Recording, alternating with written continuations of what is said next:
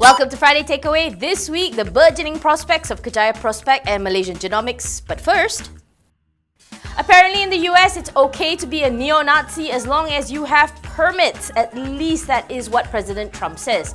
Condemnation was swift from all sides, with many heads of Wall Street who were on Trump's business council leaving in absolute droves, starting with drug company Merck to Under Armour to Intel, all basically saying they couldn't in good conscience continue, given the president's pro-white supremacy remarks.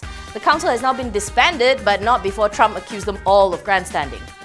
On Tuesday, the MACC hauled in ex-Felda chairman Tan Sri Issa Samad, raided his house, remanded him for 5 days. This is in relation to a purchase by Felda Investment Corp of a hotel in London and Kuching, both bought at prices far above their market value.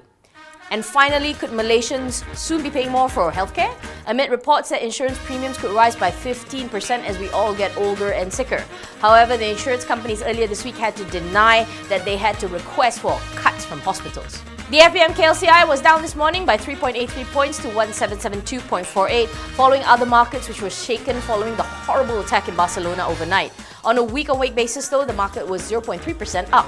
As for market developments to look out for next week, Scomi. The group of companies was suspended yesterday, reports saying that consolidation was on the cards. Something had to give, because at the end of July, KPMG raised concerns over Scomi Engineering's ability to continue as a business given legal troubles with Prasarana. Rumour has it though, a foreign party is eyeing some parts of the business, but we'll have to wait and see. Moving on, it was a very good week for Kerjaya Prospek. Formerly known as Food to Tech, the group made its debut on Bursa back in 1996. Core business include construction, property, kitchen cabinets and lighting. Datuk T. Eng Ho is the executive chairman.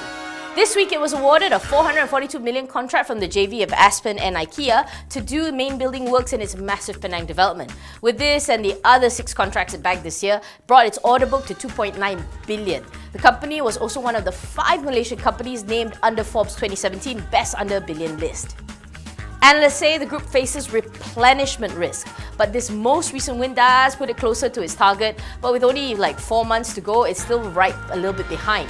Also, Kenanga points out that Kerjaya is already trading at a PE of 14 times, much higher than the small and mid-cap peers' averages of 11 times.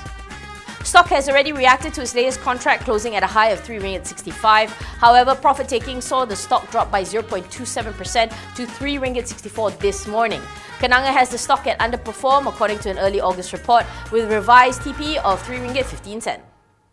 So this past week, it was the tech companies that continued to outperform the market, and one of those gainers was Malaysian Genomics Resources Centre Berhad, or MGRC. It's in the name. Founded in 2004, MGRC provides genome sequencing and analysis and genetic screening. MD and founder is Robert George Hercules, aka Abdul Karim Hercules. Back in April, MGRC said it was buying Empath, a pathology test center that is a unit of Qualitas Healthcare. This will be the company's earnings driver because Empath's revenue is about 20 million. So much higher than MGRC's 10 million, and it wants to widen its network to Sabah and Sarawak. Not only was the company loss-making last quarter, earnings are down 84% for its first 9 months due to lower revenue. So this counter is not covered, and on some days it's not traded. But yesterday it was 48 cent, but on average it trades about at 49.2 cent. Highest is 59 cent, lowest is 44 cent, so you can see the band. This morning though, it was untraded.